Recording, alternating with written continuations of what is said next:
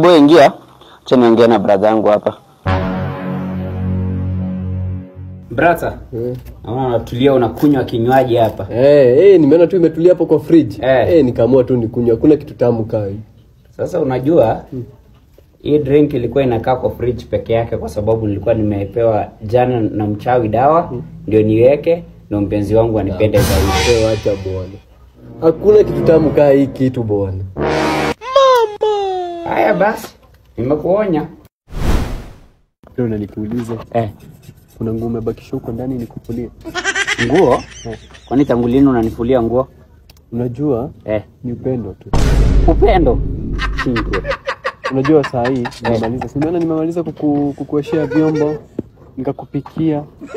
Unaona? Naona ile dawa imeanza kufanya kazi. Bro, si dawa. Unajua hata nilisikia ukicomplain story ya Lent.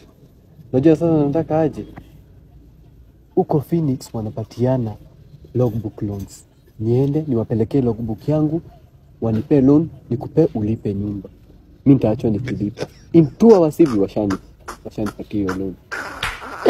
Maajabu. Alafu naona aje tuachane na historia madem tuweze kuishi peke yetu. Shindwe. Kizo.